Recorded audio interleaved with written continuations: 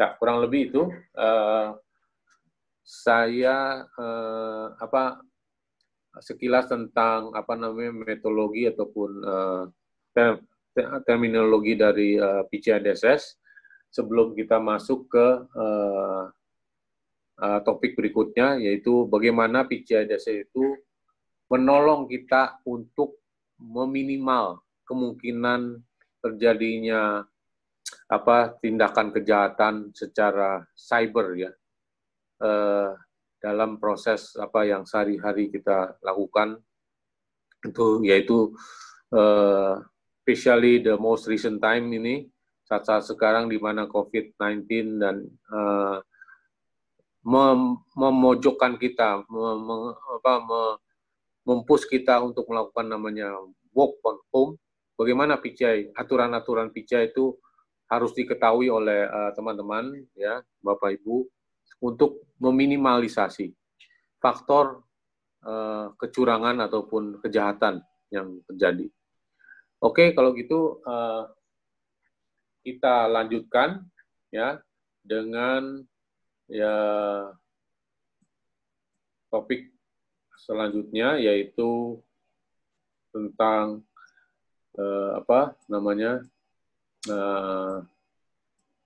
work from home ya, PCI DSS, how we can help PCI DSS can help dari kemungkinan serangan orang jahat selagi kita melakukan W from home gitu ya. Oke, dari sisi KSA perspektif ya. Oke,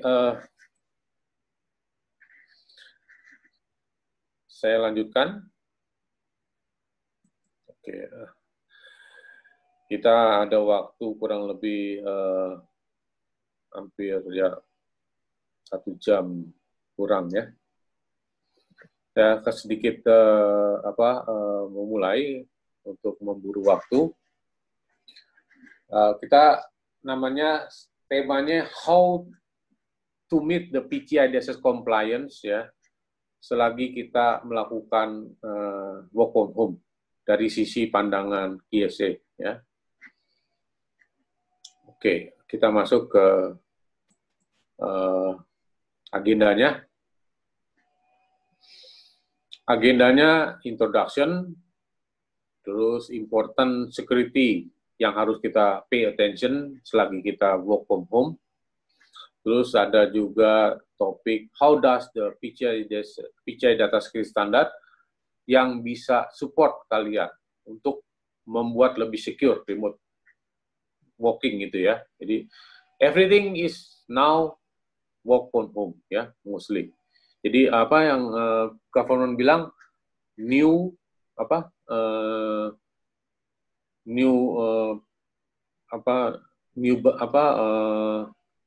sosialisasi baru ya, atau new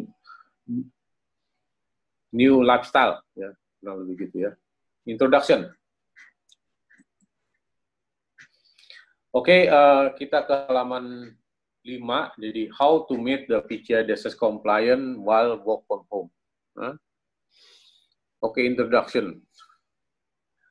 Di tahun 2020 kita tidak menyangka ya bahwa semua people yang benar-benar lagi excited untuk merayakan tahun baru awal tahun 2020, mungkin masih banyak yang ingat, tiba-tiba kita dengar suatu kejadian, sesuatu era yang baru, di mana kita dengar dari China ya, terutama bahwa people itu banyak kehilangan, tewas ya karena suatu wabah yang disebut juga COVID-19 ya. Setelah kejadian begitu, dunia sangat confused, bingung ya. Banyak industri yang kena efektif ya, industri bisnis efektif. Terjadi suatu for first time I hear yang namanya lockdown. Saya juga belum pernah ya, mungkin teman-teman juga belum pernah arti namanya lockdown ya. Mungkin kalau yang udah lahir dulu pada saatnya dulu flu apa Spanish kan ada macam, ada flu babi, ada flu apa ya, mungkin pernah tahu juga, tapi saya lebih baru dengar yang namanya pada awal tahun 2020 lockdown ya, kacau ya jadi istilah itu ya, due to apa COVID-19. Jadi masih banyak sekali bisnis dan industri itu have a port their operation dari yang tadinya seperti sedia kala itu datang pulang pergi ke kantor segala macam, kita di-push secara karena lockdown ini, jadi ditekan untuk melakukan suatu remote work, ya, kerja jarak jauh. Ya. Sekarang bisnis bingung, industri bingung, bagaimana kita make sure bahwa sustainable dari bisnis itu akan berlangsung sedia kala. Ini seperti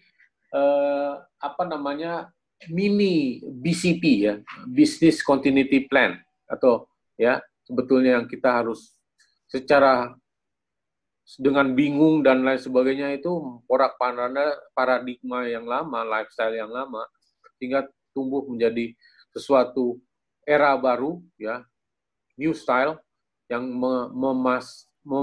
memojokkan kita untuk melakukan semua dengan remote mall, remote meeting, remote operation, remote semua remote ya. Yang laku siapa? Yang laku tuh remote application ya. Jadi semua organization ini kita shift, kita geser semua ya.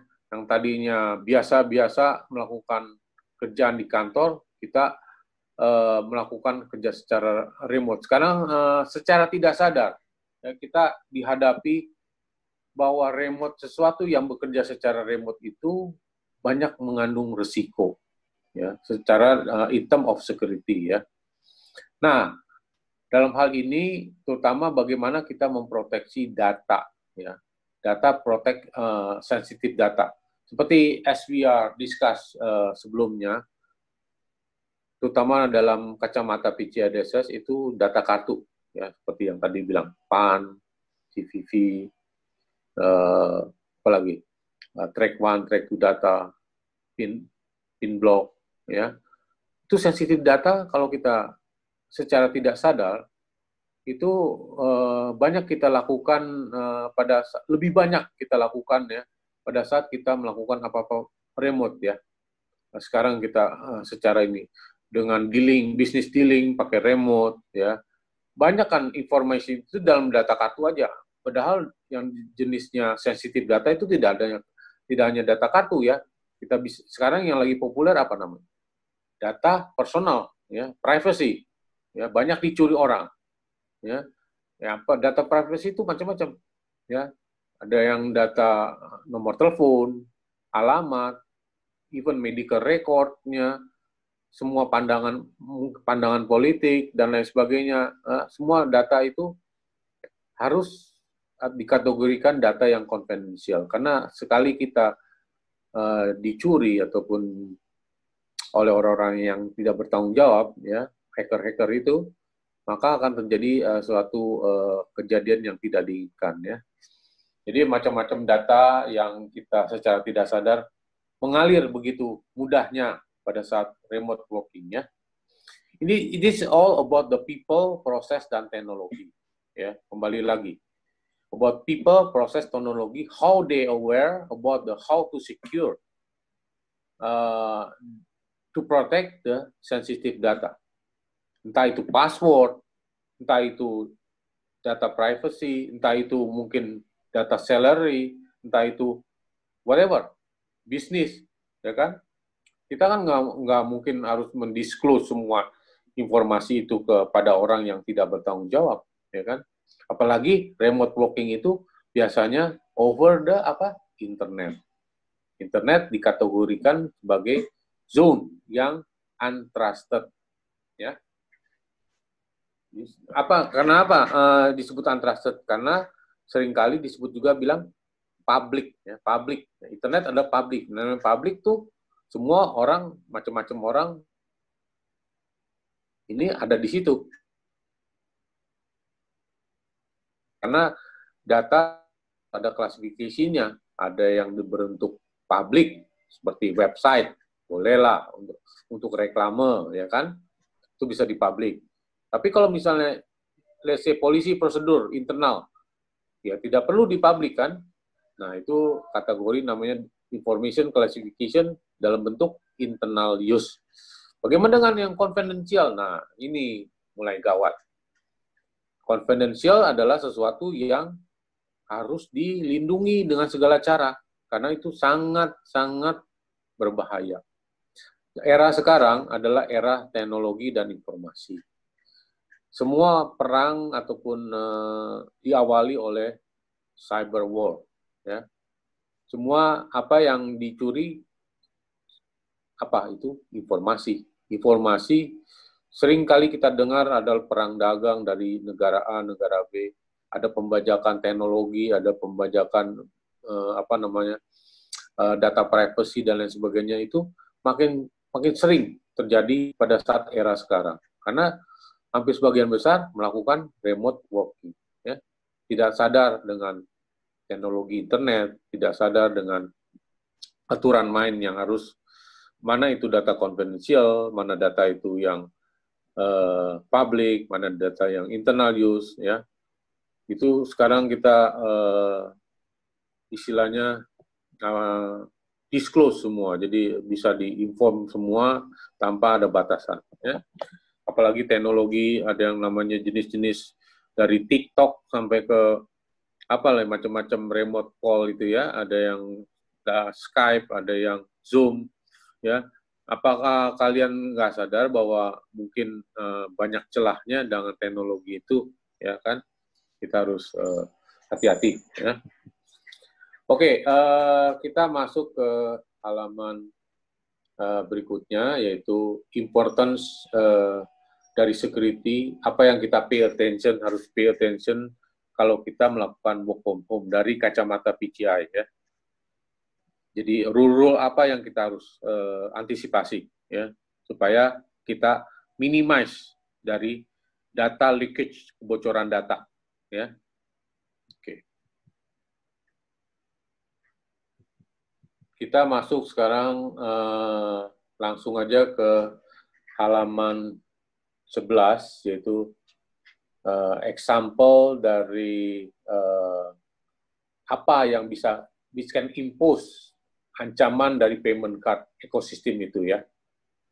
Secara tidak sadar aset kita atau sistem komponen, karena work from home kita pasti ada aset atau device yang kita gunakan, kan, entah laptop, entah mobile, segala macam, itu kita anggap aset, atau di PCI disebut teknologi atau sistem komponen yang tadi itu, ya. Kita anggap itu aset, itu seringkali kita biarkan secara tidak secure, ya. Juga bagaimana kita meng-creation new asset, terus bagaimana insecure asset yang kalau di company atau di ini kan mungkin lebih tertata, ya.